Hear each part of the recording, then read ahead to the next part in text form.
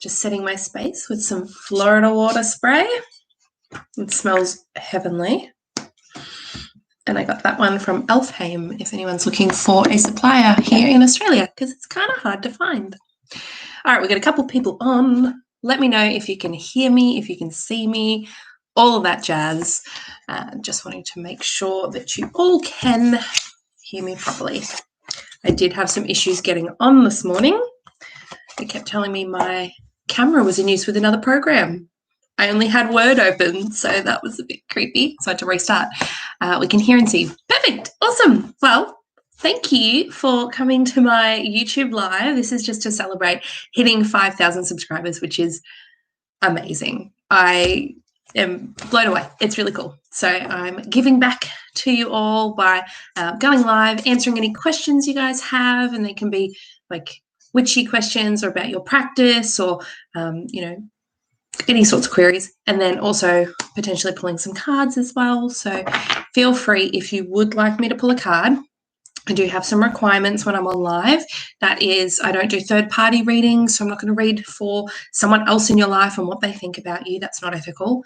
Then also make sure you put your question clearly, and it's not a will question. So will I ever get married? That's not empowering. That's not how I work. I write about that a lot on my website as well. So instead of will I ever get married, you'd want to ask something like, what can I do to get in the right energy to find a husband or a wife or whatever you're wanting. I will let you know as well, I'm getting a bit short of breath these days. That's because I have a baby right up on my ribs and diaphragm. So I will probably try and slow my talking down. I have a tendency to go really fast on live. And I've got my water and a cup of hot tea here as well. So there we go. Did anybody, Nightly Gamer says, how's it going? It's going well. It's a bit of a cloudy, overcast, rainy, misty day here in Victoria, Australia. We had a beautiful weekend. It was hot. It was sunny. Oh, it was lovely. But yeah, now the weather's turned again. So the frosts are not yet over. What can I do to get my shop faster? As in open a shop? Is that what you're saying, Mary? Just clarify that you're wanting to open a business, basically. And whilst you do that, I'm going to answer Rachel's question, which is, when creating sigils, what's the best way to activate it besides sex magic or a bay leaf? So, my cat is going crazy behind me. So if you watched the sigil magic video that I did give a few options. So there's the sex magic option, which is very powerful, bay leaf, which a lot of people are aware of, drawing it on the bay leaf and then lighting it on fire. I personally, what I do, so just say I drew it here on a piece of paper. After creating it, I would then basically imagine like a white light, like universal white light energy. And I often imagine that coming out of my right palm, okay, because that's what comes out of you. That's your giving side, right? Your left is your receiving side. So I'd imagine that white light energy flowing through me, whether it comes up through the soles of your feet or through your head, down my arm, and I'd hold my hand over it and basically imbue that and visualize the sigil white lighting up, like basically like it's on fire, like a magic glowing, basically.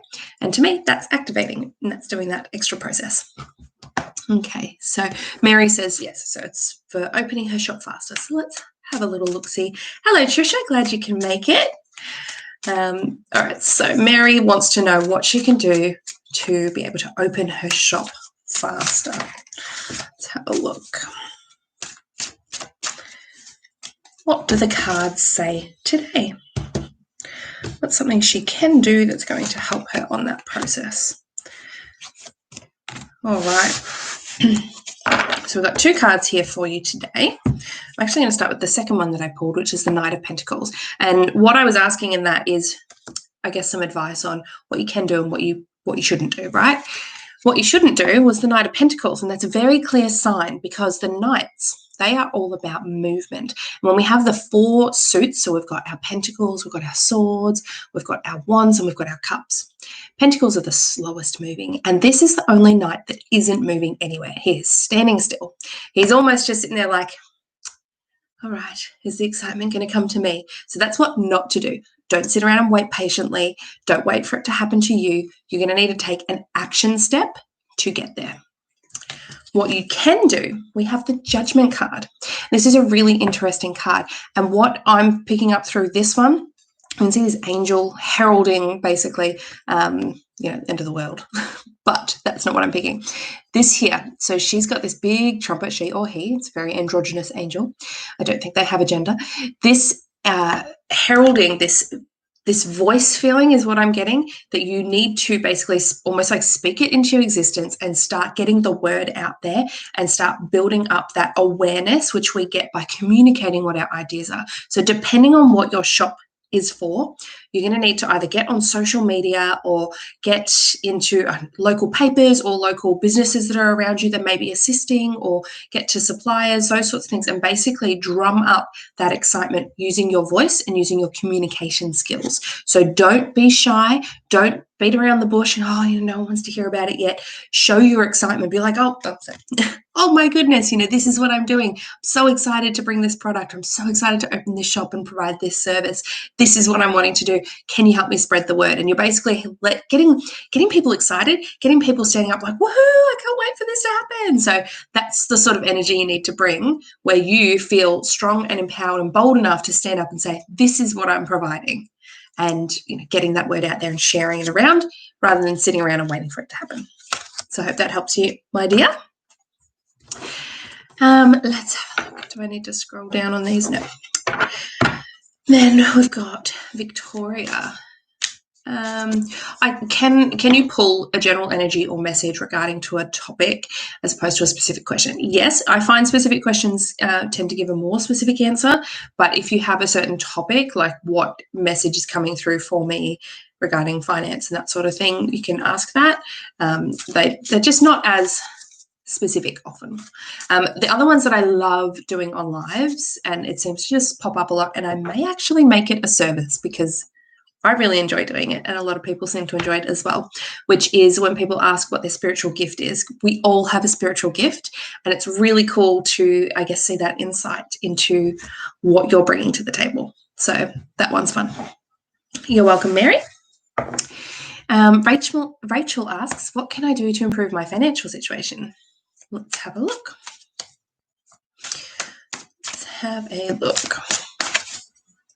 Oh, Asteria says she loves my hair. Thank you. I recently dyed it, and it was a murder scene in the bathroom. Alrighty, let's have a look. So this is for Rachel. What can I do to improve my financial situation? Again, I'm going to pull 2 cards because I just find it just gives a balance to that energy. Ooh, interesting. All right, so we have this one here. This is a Wands card. Now, Wands are about passions, they're about activities, they're about projects, and they're about creativity. Okay, so it's a real get up and go type of energy. All right, it's fiery.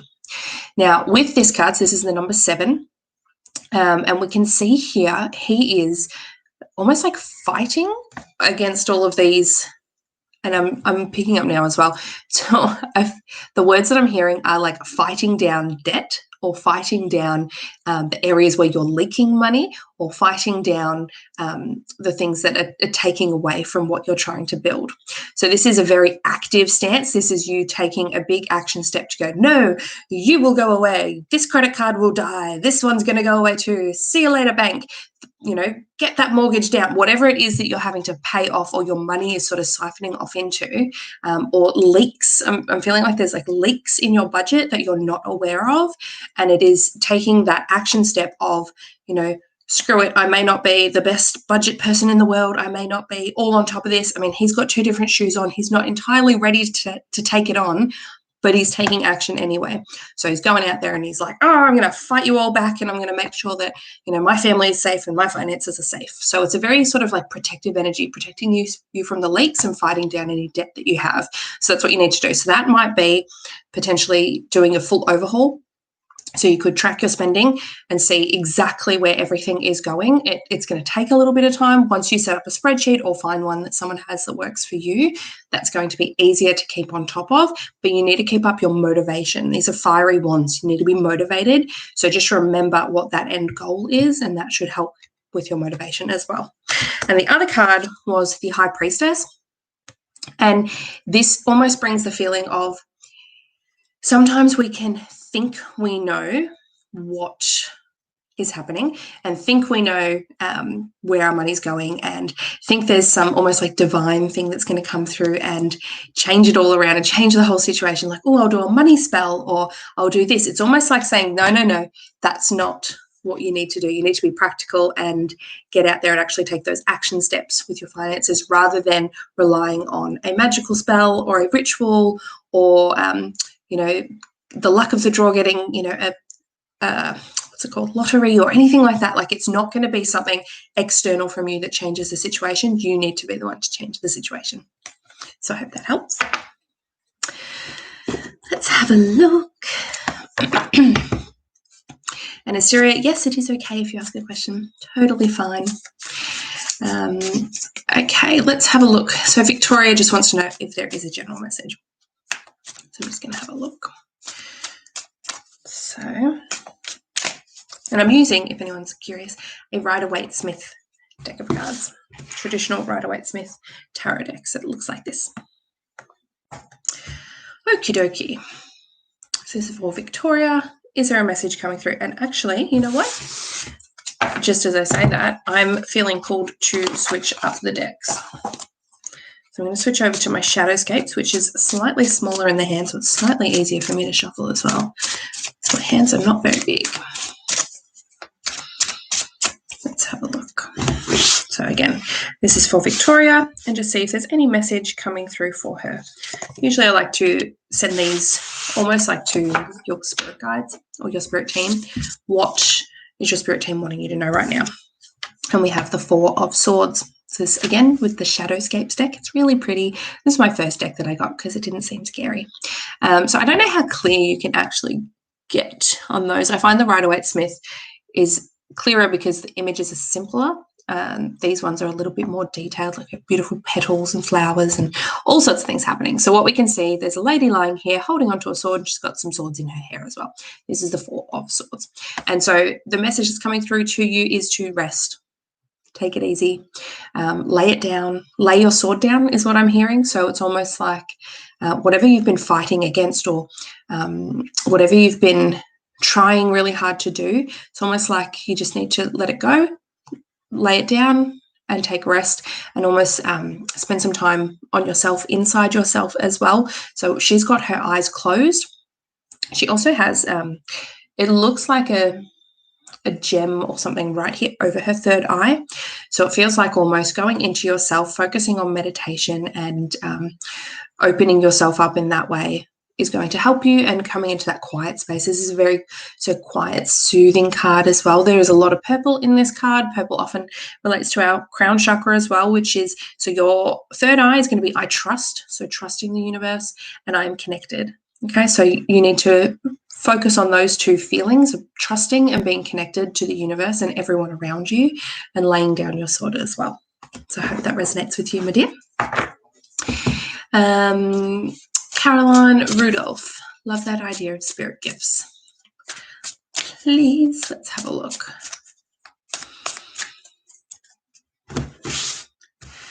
All right, so what spiritual gift does Caroline have? And keep with the Shadowscapes. 10 of Cups. So that's this one here.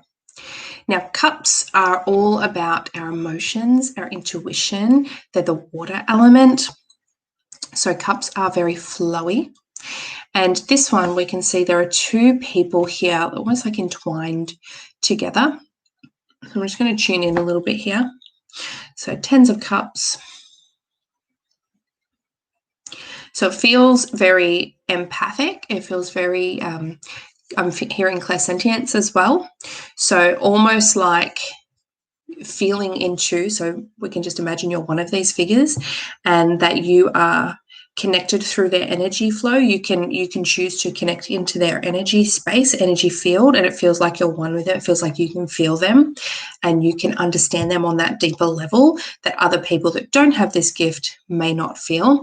So it's a mix of empathy and clairsentience. Now, clairsentience is your clear feeling through your body. If you're wanting to develop this skill, I do have a YouTube video that's coming out next week. Might be, no, I haven't edited it yet. So not this Wednesday, not the next, the following. So 3 Wednesdays from now, that one will be coming out on developing that sense. So tuning into your body and what it's telling you and what you're feeling. And what you need to be careful of with this spiritual gift is knowing when feelings and sensations are yours and when they're coming from someone else. So that's something to be wary of, but it's definitely something you can develop and you can use to your advantage, hopefully in an ethical way, and to help people and to help them heal. Or it can even come across sometimes as when you tune into someone with their permission, you know, you might say, hey, I feel something here in, you know, like it feels sharp in the heart space. You know, have you gone through a breakup recently? You know, did you want to talk about it or something like that? It feels very intuitive, but then helpful. So hopefully that helps you, my dear. And then let's see. Trisha would like to know what her spiritual gift is as well. Let's have a look. Alrighty. So for Trisha, I'm going to pull. Ooh. I love when we get different cards. And I love this question because it always comes out so different for everyone. So we have the Hermit card, and the Hermit card is one of the major arcanas, and this one is ruled by Virgo. So it's really interesting if you are learning the tarot to understand the astrology and how it reflects through the cards as well and what energy that brings.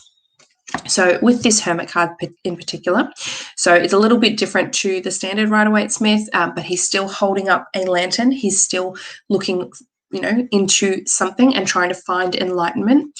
Lurking in the depths is what I'm feeling. Now, what we see here, when you look at a tarot card, and I'm pretty sure this is reversed. The camera, is the camera reversed? I don't know. When we look at a tarot card and you're looking at it, if it's something facing to the right-hand side, that's the future. Something to the left-hand side, that's the past.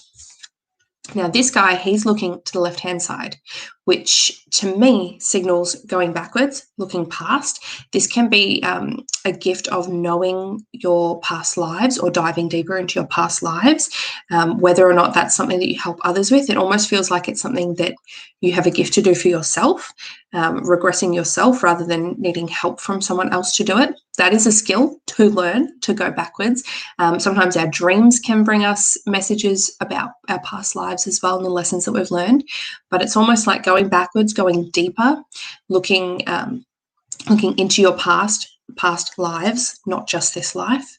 That is going to almost like awaken up an opening. It feels like an opening into further knowledge and further depth. So like this opening here, this little circle that he's standing on, that is coming through almost like unlocking a door and opening further things down the track. Could also, if you do focus, if you do put in the time, effort and practice, it could always lead to something like the Akashic Records or something like that. But it starts with you and going back through your own past lives and learning from those what you need to learn. That is where your gift lies, and you need to pursue that to get to the end result if you wish to be able to access the Akashic Records. That feels like something you'll be really good at. Let's have a look. So I'm just going to scroll back up because I think I missed a couple. Would it be possible to ask about an event that is scheduled for Halloween? Like I'm going on an outing with a friend and I'm curious how it might go. So we can ask based on the current energy of the moment. That's fine. I'll switch. Sorry, this was for Amy. So let's have a little look-see.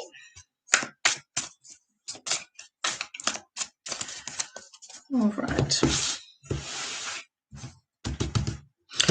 So for Amy, what is this event likely to, what's the likely outcome? As the energy stands at the moment, we all have free will, so this can change. It's not set in stone. The tarot is not set in stone. And let's see, something you can do to, I guess, improve the event as well. All right, so we've had the Four of Swords pop up again. This one's with the Rider-Waite-Smith, so you can see the difference so much clearer because of the simple illustration in comparison to the shadowscapes. And, oh, sorry, I just need to I've got my tea infuser in and it's time. It's time to come out. All right. Otherwise, I'm going to have a very strong tea. And I don't want that to burn my table, so I will put it over here. Okay, then let that cool down. So the Four of Swords. Now, this one is the likely outcome of the event, which almost feels like it either may not go ahead or it may be a lot quieter than expected. Potentially something in the works there that's going to almost like bring it down a little bit. The energy is quite subdued. But if you want to make that night even better, or that sort of thing, we've got the Sun card. And has anyone noticed every second card that I pull, the second card is often a major arcana? I think that's been the same with all of them. That's interesting. So the Sun card, and the Sun card is talking more about your own state of mind and the energy that you bring to the situation. So we can see this like inner child and this childlike quality, and everything's bright and happy. There's sunflowers in the background. So it's almost like whether or not you have a good time or enjoy yourself is going to be up to you and the energy and the optimism that you bring to the situation. So even if everyone else is boring or like it's not going to be as big or as exciting as you expected it to be, you can be the thing that makes it that. So I hope that helps. Let's have a look. Is it possible to ask a question? I'd like to have this from Asteria. I'd like to ask about my intuition. Recently, it's been very hard to trust my intuition, and I'm not sure why. So if you're having trouble trusting your intuition, sometimes this can be a block or an excess of energy in your third eye, generally more likely to be a block. Excess of energy here often means you've got no psychic boundaries and you just go on everywhere. But a block can be you feel blocked and cut off from your intuition and that sort of thing. As I said before, this is your trusting the universe. So to work on that, I can recommend some of the dark blue stones. So things like sodalite, lapis lazuli is really good. I like to wear lapis in my earrings because it's quite close to that third eye. You can also meditate with some stone like that on your third eye. Azurite is really good, although that is quite expensive. Those are all going to help you in terms of clearing any energetic blocks there. Meditation can help as well. There are some binaural beats you can find on YouTube that are sound healing for that third eye chakra and can help awaken your intuition. I have a meditation playlist, if anyone's seen that on the page, and that's got not only my tonal ones, which I'm slowly adding to, and so we'll have all of the chakras for you up there, but it's also got some other ones that I really enjoy that I like to use. There's a few for increasing intuition and psychic awareness and that sort of thing. So have a look at those. They're really, really good. And I've also been loving, I put a few on there recently, some really lo-fi beats that just are in the background when you're just wanting to just meditate, chill out, but not for, I'm not clearing my chakras. It's not a grounding meditation. It's not for a purpose to meet with my guides or anything. You're just doing the meditation to just chill out and connect with yourself. And they're really good in the background. They're just really slow and even. I really like them. So I've added them in there. So hopefully that helps you, my dear. Also, the clairvoyance video that I did on awakening that psychic ability, that can help you as well. It's got a few crystals and herbs that you can use and some exercises for getting back in touch. Let's have a look. So Michelle, can I ask what sort of job and work I am going to do? So with these sorts of questions, firstly, I like to turn it back onto what you want to do. I can always give options. I actually find astrology being really, really fantastic for giving you some really clear options as to what you'd be really good at based on your astrology chart. And for that, I look at your sun, moon, and rising sign, as well as your career zone as well. And I can give you a really interesting look at what things you'd be really good at. But we can still ask the cards. So we can say, all right, what area? I mean, they're not going to come up and say, oh, you'd be a good baker. Like there isn't a card for that, right? But it can give us an energy. So it can give us a vibe. Let's have a look for Michelle. Okay, so we have a Pentacles card. Now, if I'm looking again at those astrological components of the cards to give me that deeper meaning, now this one is a Pentacles card, so that's your earth signs. So I think Taurus, Virgo, and Capricorn. This particular card is ruled by Capricorn, but the traditional meaning of this card is refinement, and we can see she's very refined. She's very, prim and proper is the vibe that you get from this. She's a very well-to-do woman is what we can see here. And she's built her wealth. And we know with Capricorns, they're often building towards something, okay? So Capricorns are very, very good in roles where, A, they have a little bit of power because they do like control and power.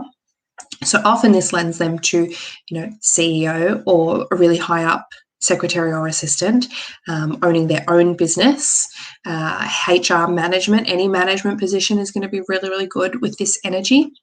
Now, with the refinement aspect, this can also be the HR side of making sure you get your people right. So help them to grow or to go.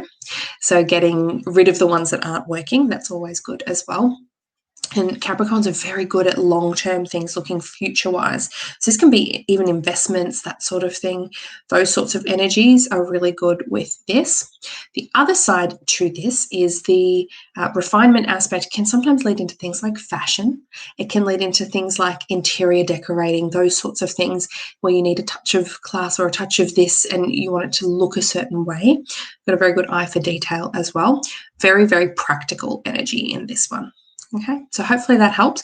If you do want further depth or broader options, absolutely recommend the Astrology Reports. I've sold out this week, but I do have 2 on offer every week, and they go on sale Monday mornings at 10 a.m. Let's have a look. All right, so we've got a couple of comments to look through now. So I'll just read Victoria's comment. Thank you so much. It does resonate. I forgot I got that message before in a recent reading, so that was perfect. Thank you. Interesting. I do find it really intriguing when that sort of stuff happens, and I get that a lot from people where they might ask a question and it mirrors something that someone said or it mirrors a previous reading that they've had, and I just find that spirit being like, hello, I told you, come on, take it on board. But it also helps you validate like, oh, okay, this is definitely legit. This is for me, right? Excuse me whilst I take a little sip. Caroline says, thank you. Just make sure I haven't missed any of those ones. Amy says, that's awesome. Thanks so much. Siri says, thanks so much. Have a good day. Victoria says, I never even thought of astrology for career and hobbies, but that makes so much sense. Yeah. All right. So now we'll go GG 1999A. Am I ready to look for love, or should I continue focusing on my career only? Let's have a look. Love or career? Where should the focus be?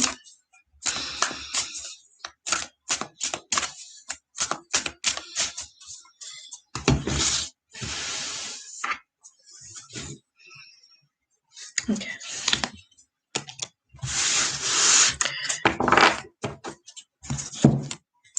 So we have the Star card, and the Star card is another of the major arcanas. Now, this one is all about healing and rejuvenation, deep inner reflection and healing. And it's really, I mean, she's naked. She is uninhibited. She has no clothes on. She's just putting herself out there as she is. Now, one thing I want to point out, she has her feet in the water and on land. And this has quite a few meanings. But to me, what's coming through here is you don't have to pick one or the other. You can be open to love and ready for love and also be focusing on your career. Now, the career would be this land over here, right? So you're still water, you're still focusing on your career, you're still putting effort in there. Most of her body weight is here in the career or the land zone, right? The practical zone. But she does have 1 foot forward. So you're ready to take that first step forward into looking for love. It feels like whatever comes up for you there is going to provide you additional healing. So that means sometimes it can be a little difficult. Healing is never a walk in the park, okay? But it's necessary and it's really, really good. And it's going to get you to that next stage where you're ready to sort of jump all in, basically. So it's not one or the other. It's not black and white. You can be looking for love, ready for love, and also working and focusing on your career. They are not mutually exclusive. So hopefully that helps you, my dear. So Maggie also would love to know my spiritual gifts as well. Let's have a look.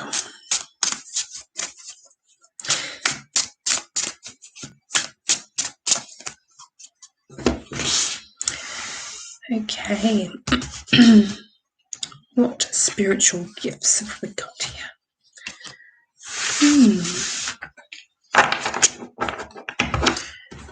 So we've got the Queen of Wands. And again, this is the Shadowscapes deck. So I do find it's very difficult to get it in focus for you. So I'll describe what there is. There's this beautiful big tree, and the tree branches actually have created a harp. So this is a harp here with strings here. And then there's this beautiful fairy queen playing on the harp. And it does feel like sound healing. It feels like using sound, whether that's your own voice. Sometimes people can heal and attune. Attunements feels like the right word. So attunements can be through your own voice, where you may chant. Some people chant, so they might do lamb or ham or those sorts of ones that attune with different chakras. There might be frequencies or tones that you hit, or notes that can help with people's bodies physically and realigning them and reattuning them. So it feels like the word attunement's coming through really big, and yeah, definitely in the realm of sound healing. So whether that's with your voice or with something that you do, that can be, creating music, that can be playing music, that could be, it just feels sound related. Sound healing bowls, meditation bowls, those sorts of things. That might be something that you've actually got a really good gift for. Sometimes it can even just be the words that you say, although this definitely feels a little bit more fluttery, flowery, pretty, less about talking with people and helping talk through healing, but helping them attune with the sound of your voice or the frequency of your voice, or sounds that you make with your body, that sort of thing. A lot of shamans use this as well. So tuning into your intuition. I've known shamans that they might get a message to blow a raspberry near someone's belly button, and that attunes a certain thing there, and then they're able to fall pregnant. There's some things out there that are really crazy but amazing as well. So it pays to look into that and research that and figure out what feels right for you in terms of that sound attunements and healing. Some resources on that. I have heard some interviews by Trisha Carr. So she does Charmed Life by Trisha Carr. She might be a good resource, maybe her podcast. Also, Crystal Ann Compton is very good as well.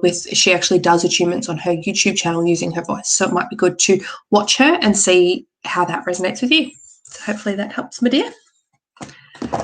Now, Nightly Gamer. Am I able to have some help figuring out my protector? Or is that something for myself to figure out? By protector, are you meaning your spirit team, your spirit guide, your ancestor guides, that sort of thing? Just clarify what you're meaning and I'll give you some advice.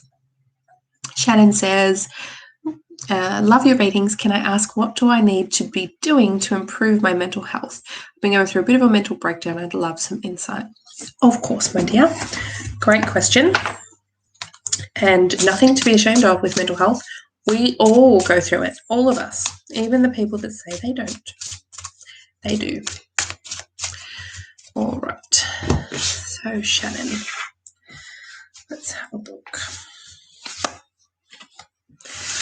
Okay, so we've got the Six of Swords. Now, sixes in the tarot, they talk of problem solving, which you're already trying to do. You're trying to solve your problem. They also talk of communication. And so, firstly, that can be really good and really useful, communicating, what you're feeling, what you're needing, that sort of thing. I'm also getting the vibe of writing. So writing for you may be really beneficial, writing a journal, that sort of thing.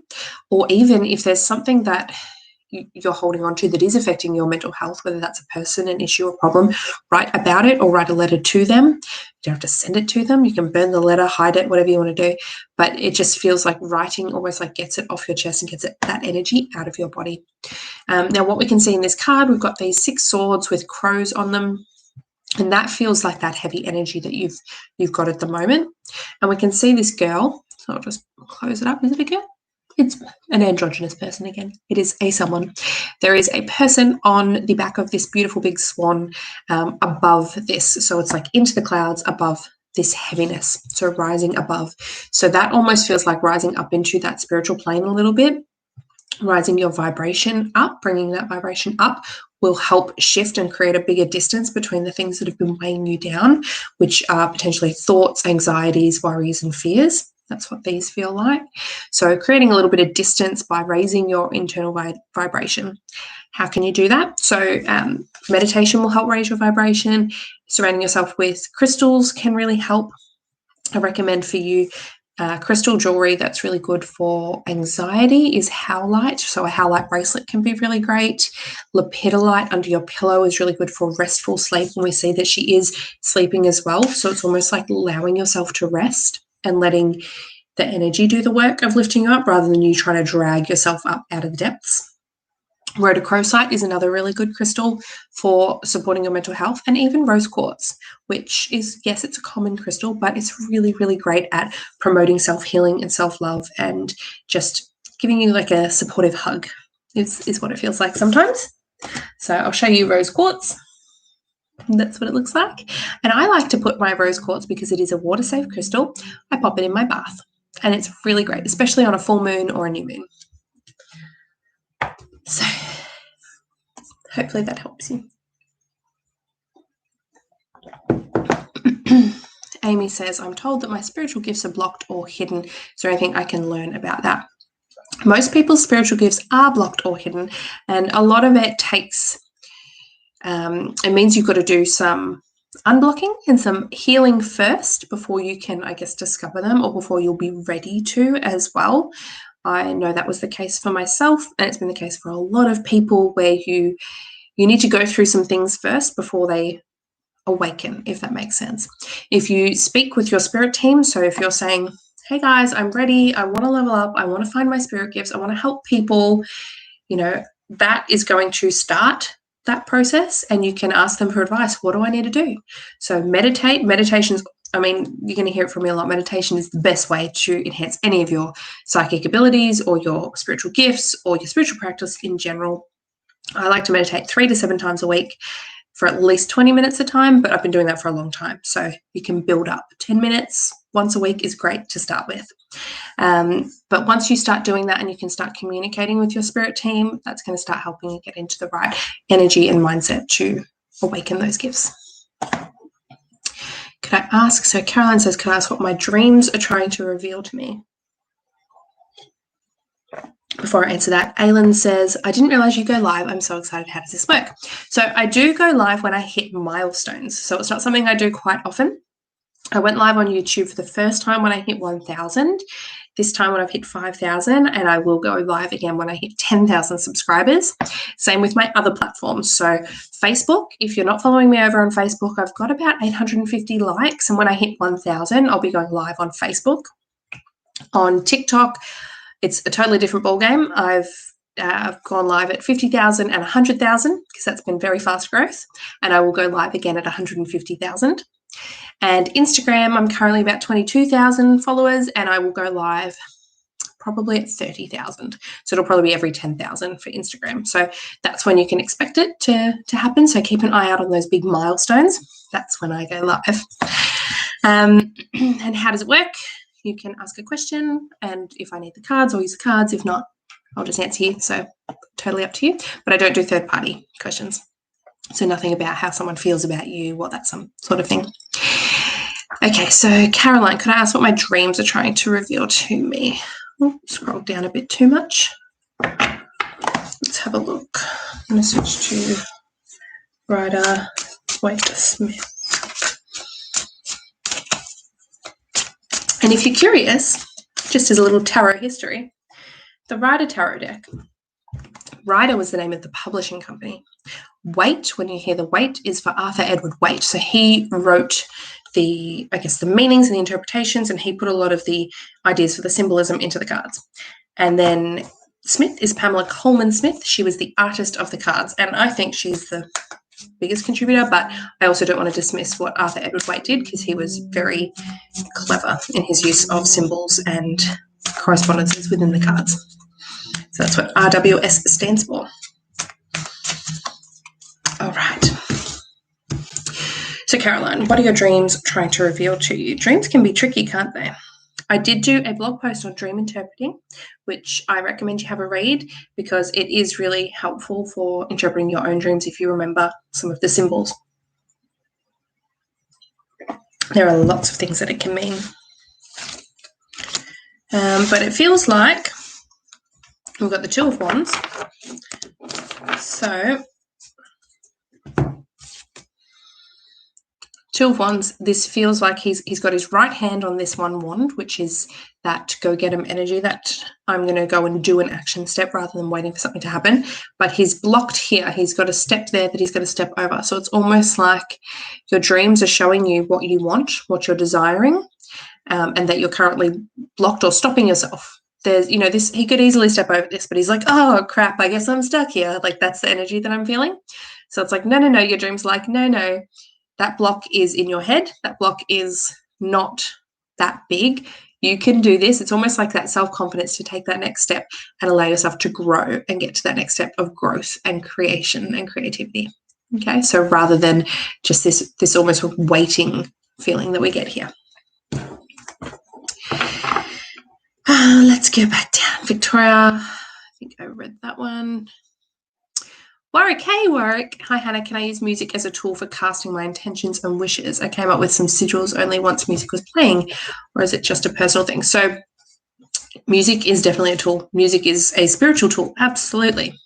So if you're wanting to, oh, dearie me, that was quite intense.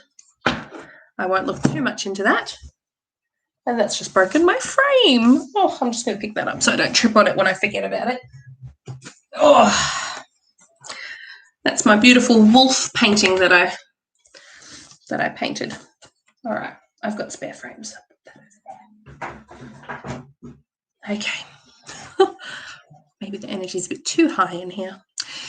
Okay, so back to work. Can I use music as a tool for casting my intentions and wishes? So yes, absolutely. If you find a sound or a piece of music that is helping you to almost like raise that energy, because when we're doing any form of ritual or working or spell or anything like that, you want to raise that energy, right? Music is super helpful for this. Dancing is super helpful for this. There's lots of things you can do. Orgasms, like there's so many things you can do to raise energy, and that brings you that power to push it out into the universe. So definitely, if you're feeling that connection with music, use it. And I love to hear that you came up with some sigils. That's fantastic. And sometimes music can almost like unlock that creativity section in our brain, can start to block out the general humdrum, like, oh, I have to cook dinner tonight. What am I going to cook? It's almost like your brain starts focusing on the music, which allows more of that creative and intuitive energy to come through. Because creative and intuitive energy are the same. They come from the same place. Let's have a look. I'm just going to read down. So I've got quite a few here that I've missed because I've been going slowly through them. If you've seen my previous lives, I'm usually much faster and there's very high energy and I get all like hot in my face, which I can feel starting to happen. But I've had a chamomile tea, purposely trying to really ground down. My feet are flat on the floor. I've got no shoes on to keep myself centered because I've had a bit of trouble with my energy recently. I blame the baby sucking me dry of all the iron in my body. Elder Tree Apothecary says, congrats on 5,000 subs. Thank you. So let's just see. I might not be able to get to everyone. Maggie says, thank you so much. I've been looking to get into some sort of musical instrument and a singing bowl, so this does call to me. That's awesome. So that was about the spiritual gift. Nightly Gamer responded with, yes, my spirit guide. I've only had a glimpse of what they look like, which is amazing that you've had a glimpse. Most people don't. And they have golden horns, a golden staff, a grey cloak, and also the background was stormy. So what I recommend you do, because doing this yourself is going to be a lot more powerful. They sound pretty powerful. And remember, we have multiple people on our spirit team. Some are our ancestors, some come for a long time, or they're our whole lives. Some are there just for a short time and just help us with one or two things. So what you need to do is, if you don't already have a meditation practice, start one. If you do, go into meditation. what I recommend you do first is ground yourself, then clear any chakras, so clearing your energy. And then what you're going to do is imagine what I do. I mean, you can choose a different way. But what I do to meet with my guides is I will imagine wherever I'm sitting, I imagine myself standing up, stepping forward to wherever the door in the room is, opening that door. And when I step through that door, I'm in another place. This other place is where I go to meet my guides, and it is an imagined space, and it's very clear to me exactly how it looks, the texture of the ground, the feeling of the air, whether it's warm or cold. To me, it's almost like a little wooded place with little pool portals almost for the guides to come through. It's really cool. It's a very relaxing, drowsy sort of place. And so I'll just sit at the base of a tree and I'll wait. Often my grandfather will come through. He's my ancestor. And then 2 of my main guides will come through as well. And the first time this happened, one of the guides came through and I got an image of her. I said, okay, I can see she's got long black hair. She's wearing blue, and sometimes it might stop there. You might just get the image of them. And she knelt in front of me and I asked, so you need to sort of ask mentally, what is your name? They may not give it to you the first time, the second time, third time. It's up to them. And it's also up to you to be listening and trusting as well. So, and when you're ready. And I got a name. And I thought, oh, okay. And it was very almost like spelled out in my head. It was intoned in a way that I knew how to spell it. And so I said, thank you very much. And then we had a very small conversation, and then I came out of the meditation. And what my mentor taught me, so CB Bjork was mentoring me through all of this when I was going through meeting my guides and that sort of thing. And he had taught me that once you get that name, within 3 days, you will get clarification. You will get validation on that name. You will either hear someone say it, you will see it written down, you will see an image of your guide, whatever it is, it will come through somehow. They'll make sure that that works. And so I thought, okay, all right, well, this was really cool that I got a name, wrote it down. I remember calling him very excited, like, oh my goodness, this just happened. And what I did was I then Googled that name and found out it actually is a deity in another practice. And that was very exciting. Like, this is a real thing. I didn't just make up a word in my head. So that was really cool. But literally 2 days later, I was at my previous job. And I was just scrolling through my emails because I did not like that job. So I was just reading my own personal emails. And I subscribed to Ethne Dawn, the tarot reader. And she did like a card pull. She does like a pick a card. And whenever I'm reading this email, I picked the middle one. And I was like, what's she got to say about that? Scroll down, and there is an image and the name of my spirit guide. And I was like, oh, I remember my eyes started watering. I got full body. I even now get full body chills when I think about it. And I just almost like sat there in shock, just like, this is real. This is absolutely real. This is the validation that I needed. This is 100% real. It was a magical moment. So that's what I recommend you do. You go into meditation, you ask that name, and then you wait those 3 days and see where that name comes through to validate. And that's going to be really, really beneficial. And once you know their name, you can start using it, talking to them with it. I like to light a blue candle for this guide. That sort of thing. And I've had this with another guide happen as well. So, and that was a very unusual circumstance that I got their name. It was meant to be, felt very divine. So there's some magic here with it. It's really crazy how they can manipulate what happens here just a little bit, but enough to help you along your path. But they sound really, really powerful. So that's a good thing to have them on your side. And before you even have a name or know much about them, you can still talk with them. You can still begin that conversation, and that's going to help strengthen that bond as well. Just make sure anything that you're working with in terms of your spirit team that you're grateful. Thank them. Thank you for giving me that image of you. Thank you for taking the time. Thank you for being on my side. Those sorts of things. Gratefulness will get you very far. Let's have a look. Sorry, just scrolling down. So there's a few more comments. So I probably won't be able to get to everyone's now. Shannon says, thank you so much. You're spot on about journaling. I've always been a writer, but my depression has taken me away from that lately. Thank you. There you go. That's probably why. And with those 6 swords, they almost like feel like pens to me. So yes, definitely journaling. Even if you start small, just a little journal prompt and write about it and see how that feels. Caroline says, I've always loved rose quartz. I'm always drawn to my rose. Very often I put it in my plants. I had a little rose quartz break, and I pop it in my little plant pot as well, and they do really well with it. Halen says, congrats on your following growth. Thank you. Warwick, oh no, so this is in relation to when the picture fell. Just getting to these comments now. Fantastic, thank you so much. I know it helps a lot. Katia wants to ask for what her guides say for this month. And Tricia says, thank you so much. I need to look into the Akashic Records. Yes, it's very intriguing stuff. It's not something I've been drawn to personally. It feels like some of those things just call to certain people. It's not for everyone. But yeah, definitely have a look. It's really, really interesting stuff. All right, let's have a look. So for the month of October, what are your guides coming through to say? What do they want you to know? Any guidance? And we have the King of Pentacles. So again, Shadowscapes deck. So King of Pentacles. Now this one in particular, he's ruled by Taurus, firstly. And he's in this tree. Okay, so there's an actual tree that he's growing up and out of, and we can see he's almost like broken through that trunk that was binding him, and he's got this big pentacle above his head, which to me is symbolizing almost like knowledge. There's something else coming through, which I'll tell you in a second. We've also got some beautiful oak leaves and golden acorns as well, which they're all coming through like knowledge. So for the month of October, what I want you to do is a visualization practice of when you sit there, you imagine that your crown chakra is open, so almost like an opening in the top of your head. And I want you to imagine like a big, how do I describe this? It's like an image coming through. A big ink drop, is that the right word?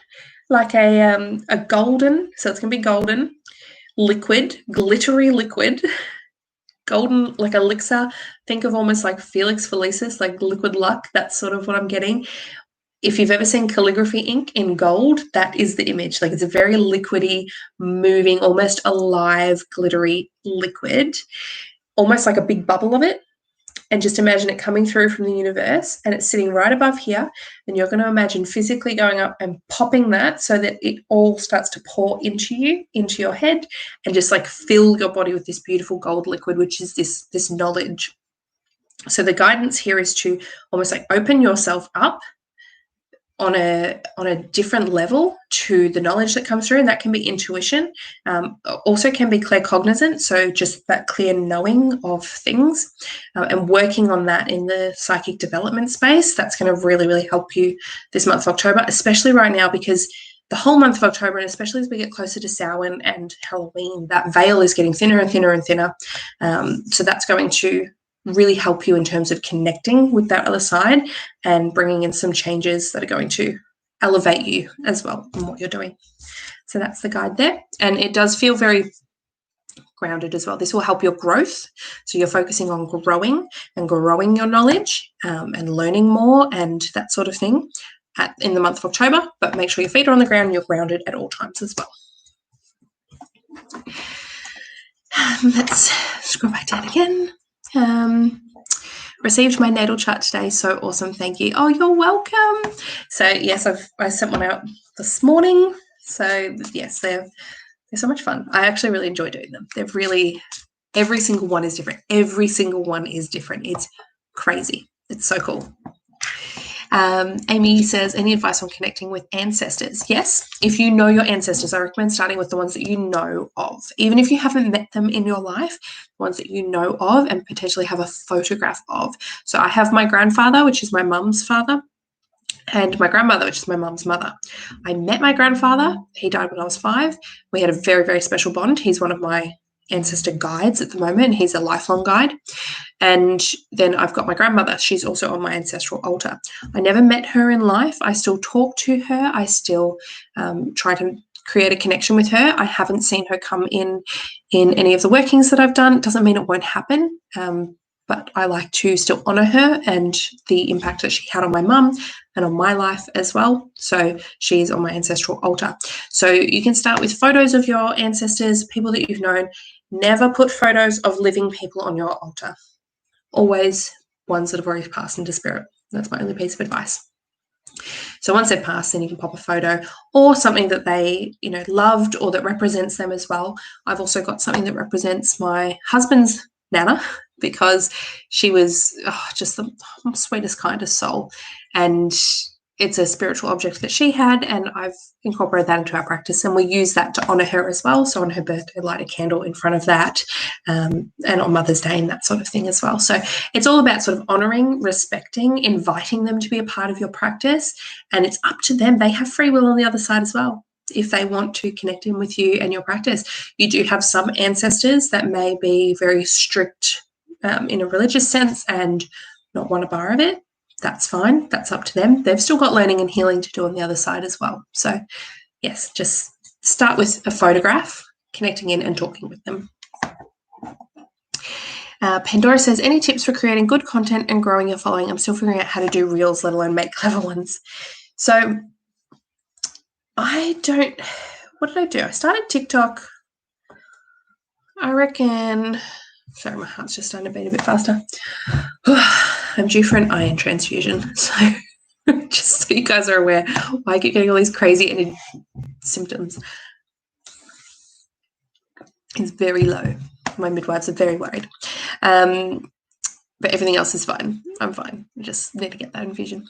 So when I started TikTok, which I think was December, and I've had a very, very fast following, I found, for me personally, that what worked for me was the fact that my face was visible.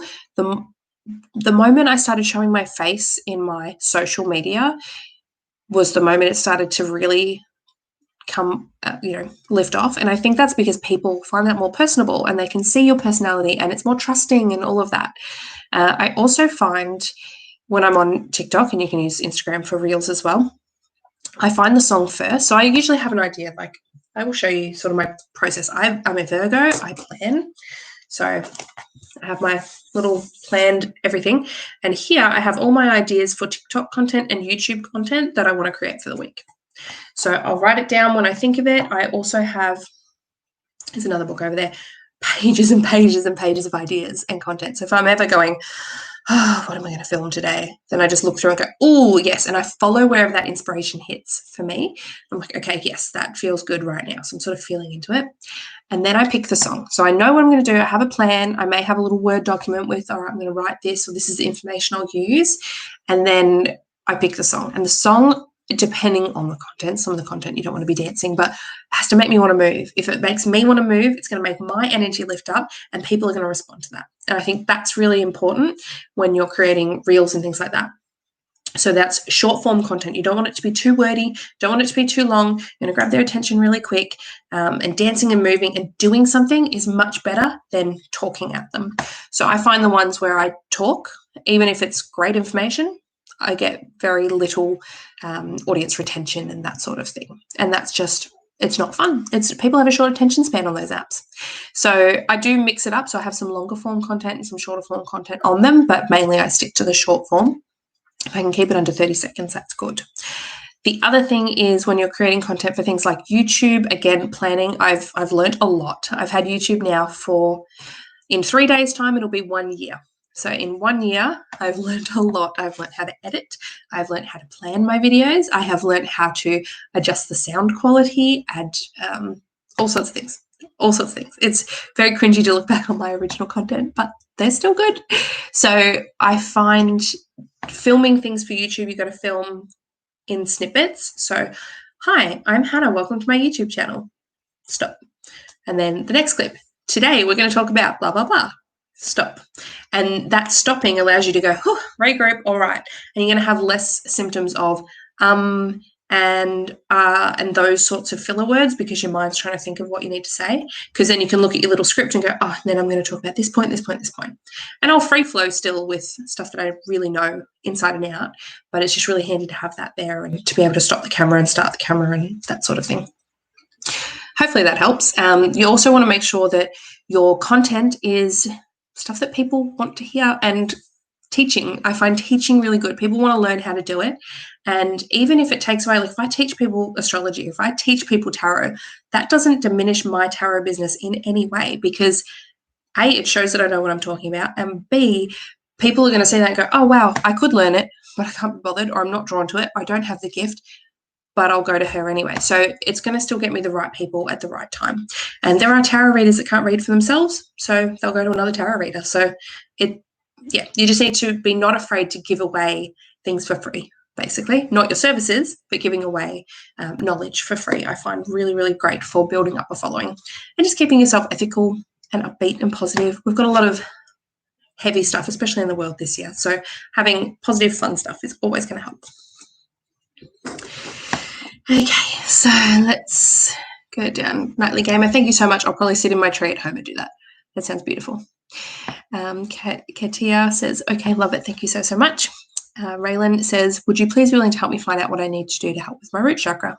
So for root chakra, you want to be using any of your black or dark crystals or red crystals. So I'll show you a couple that I really like to use.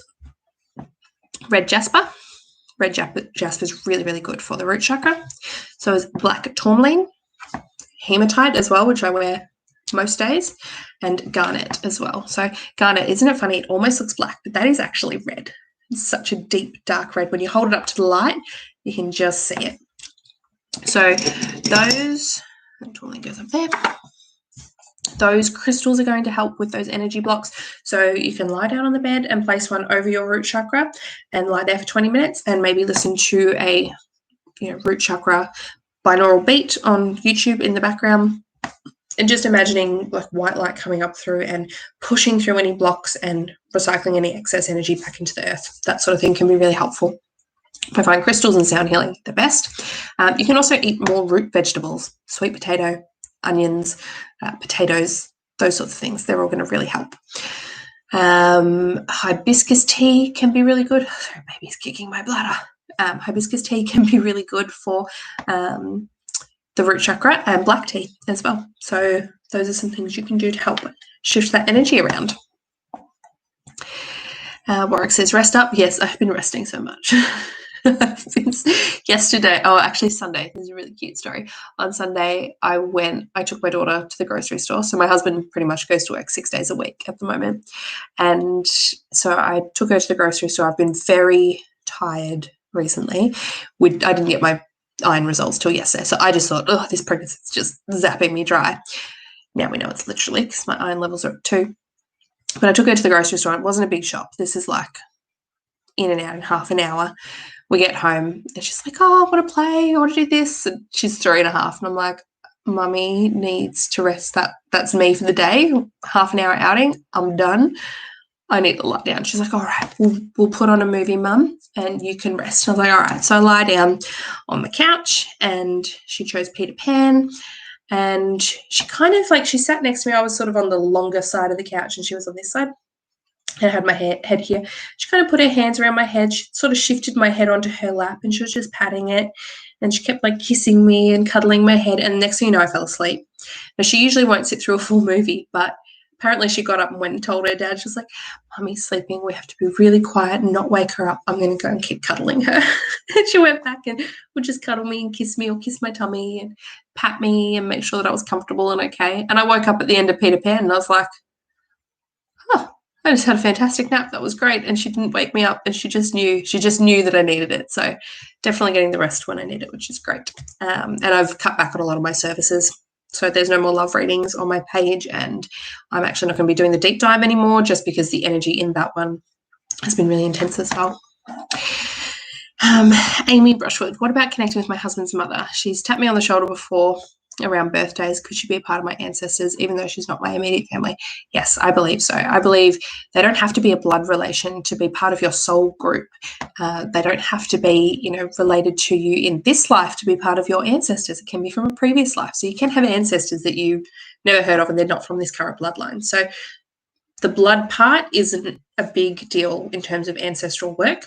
And I absolutely believe that you can connect with your husband's past loved ones as well that are in his family. And if you had a good connection with them, or if you're getting signs from them now in spirit, then that's a good sign to start working with them and talking with them and opening up that connection as well. Shana says, hello, Hannah. I've been watering my garden today. Oh, beautiful. It's raining over here. No need to water on this side of town. Raylan says, I'm having trouble with it on my own. I'm not sure if there's something else blocking me. That's in reference to the root chakra. So sometimes the root chakra, it's related to the formative years, which is from 1 to 7 in your childhood. So if you have a major either childhood trauma, and again, trauma is not always something like abusive family or adoption or like big crazy things. Trauma can just simply be, you know, a parent that was, you know, ill a lot and you had to look after them. So which means you may need to reparent yourself. It can be something as simple as just not feeling heard because you had a lot of brothers or sisters. Like that can be traumatic to people. Your trauma has the level that you give it or that it feels to you, okay? You can never judge someone else's trauma from an experience. So if you're feeling really blocked, you may need to look back to those times, which can be hard to remember. If you don't have many memories from being a child, you may have blocked a few things out. But it can be helpful to potentially go back and think on those times, think of the traditions that your family has passed on to you, the things that you wish to pass on to your children or don't wish to pass on to your children that have come from your family. Journaling, those sorts of things can help you move through some of those blocks. If you're really interested in diving really deep into it, there is a book called Anatomy of the Spirit, which is by Caroline Mice, and that's the 7 stages of power and healing. It's very, like, they're small words. It's an intense little novel. And she talks about each of the 7 chakras and their relation to the Christian religion, the Judaism, and the Kabbalic mysticism side of things. And, what's the other one she relates it to? She relates it to the top 3. And Hindu. No, chakra. Anyway, my brain doesn't work right now. That book is really good. It's very in-depth though, but very, very good for learning how to unblock yourself.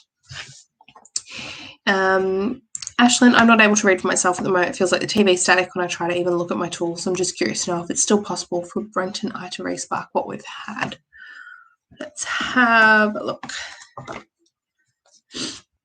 Or if it's definitely over. I'm going to switch on this deck. Yeah, it gets like that sometimes where you just can't read for yourself.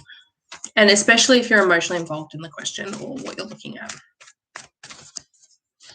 Sometimes spirit blocks us on purpose if we're not meant to know, or if we're meant to be caught by surprise on something. That can be something that happens as well. Let's have a look. So for Ashlyn, let's just have a look. What's going on? I'm just going to do likely outcome. All right, so it feels like you're quite fixated on it. So we've got the Page of Pentacles, and you can see he's kind of like, what I feel is that you've pedestaled, you've put this person, is it him, Brent? Yep. You've put this Brent guy up on a pedestal and this relationship up on a pedestal, and you're focusing a lot of your energy onto that, and it's almost blinded you to everything else that's around you, is what it's feeling. There is a practical aspect, because when you were with this person, it filled something within you. But what I'm getting, and it's not even from the card, it's you need to work on figuring out how to do that for yourself if you ever want to, go back into this relationship. This isn't a clear yes or no in terms of will it re-spark, because that's up to both him and you. You both have free will in this. But if you can work on filling that, what you feel is a hole. I mean, we don't have holes in ourselves. We don't need someone else to make us whole. We are our own whole persons as we are. But figuring out what need he was filling for you, fill that yourself, and then reassess whether you still need this relationship and whether it's going to bring you the same joy that you thought you had before, is the advice that comes through with that one. Okay, but definitely it's up on a pedestal at the moment. So you're seeing a lot of the good stuff and remembering a lot of the good stuff, and focusing on, I'll only be happy if I get to this again. And it's almost taking you off path a little bit, this fixation. So step back, come back into yourself, work on you for just a little bit, and then reassess the situation. Doesn't feel like it's definitely over. There's still a chance is what I'm feeling there, but it's going to depend on you and on him as well. Warwick said that super nice. Your daughter is your little nurse. She is. She's such a... I'm going to be one of those bragging mums, but I seriously have the best kid in the world. She's just amazing. Congratulations on 5,000s. I work with my late mum-in-law. Yep. So there's a couple of people here, obviously, that are doing the same. We're working with in-laws and in-laws' family members as well. I think it's really beautiful because when you get married, it's a melding of families, right? It's not just you two, it's the families as well. So they will become a part of your life. And do you have any good books you'd recommend for beginner witches?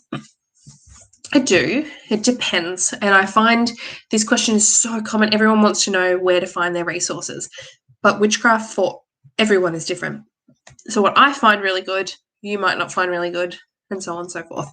I do really like Pamela Grossman, just in general. She has a podcast that's really, really good, which is Waking the Witch. Is that what her podcast is called? That's what her book's called. Anyway, that book is really good. It's just more about the archetype and through history how witchcraft has come through. So that's just a really good overview of witchery and witchcraft in the world. The other ones that I find really good, a lot of them are, so the ones that are, I'll show you. Sorry, I'm just going to scoop because all my books are behind my laptop. Here we go. So all the books like this. This is called The Good Witch's Guide, a modern-day Wikipedia of magical ingredients and spells. All of the books that are created for beginners are generally Wiccan.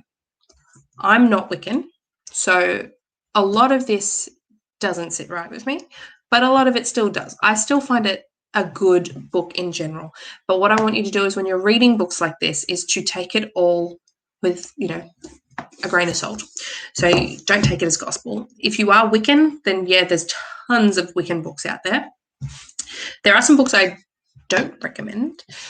There's one recently, it's called Witch. It's a black cover. I think it's got silver or white writing by Lisa something.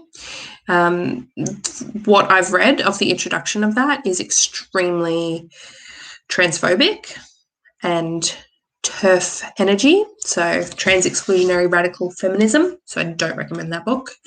I also don't recommend any of the Dianic Wiccan witchcraft books, again, for the exact same reason. They are trans-exclusionary radical feminists, and that is not what I vibe with, and I don't think that's what witchcraft vibes with as well, because witches stand with the marginalised and the oppressed. So if we're not lifting people up and seeing them for who they are and their souls, then we shouldn't be doing witchcraft, is my opinion. So they're the ones I don't recommend. But there's tons. You can look into occult style witchcraft and ceremonial magic. In that case, anything by Arthur Edward Waite, Crowley, yes, no. He's a bit of a radical figure, interesting figure to look into, Aleister Crowley. Read his story, it's interesting, but the books he's written are still useful. Also, Eliphas Levi, very good. I'm reading one of his Transcendental Magic at the moment. This is not for everyone because, it was written in the 1850s, so it is a slog, and he is telling, he is not teaching. Still very good information, and if you're interested in ceremonial magic, which is high magic, then that's the route to go. I'm not interested in performing it. I'm just interested in learning about it because I like to learn.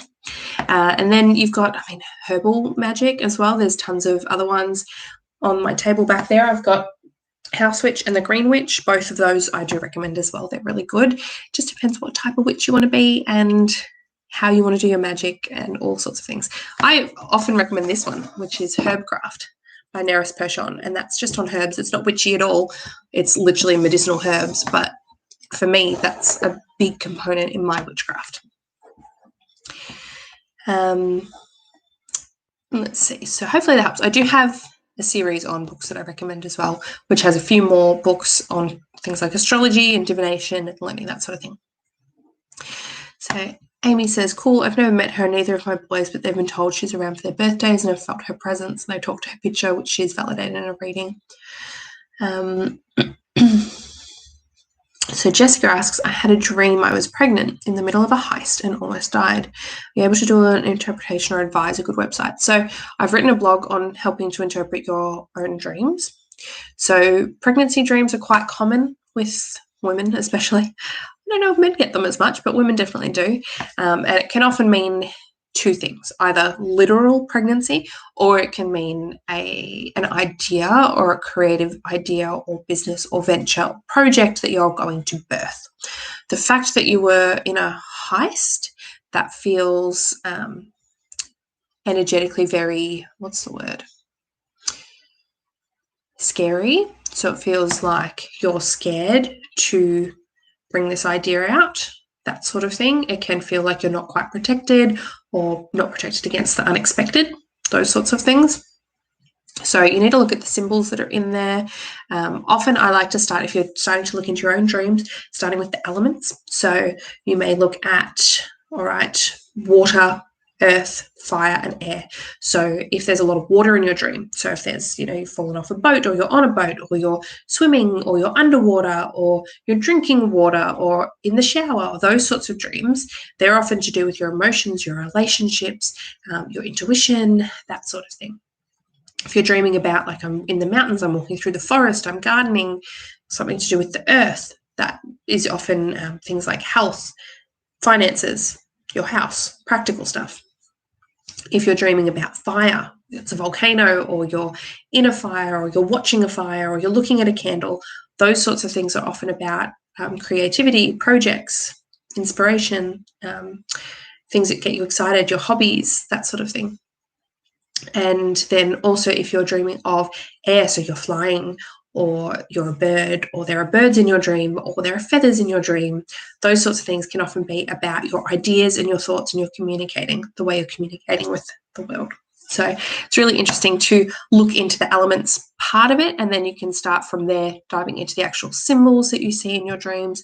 The more you do this, the better you get at it. Keep a dream journal as well, and you can look back and see some things that have happened or that you've noticed and that sort of thing.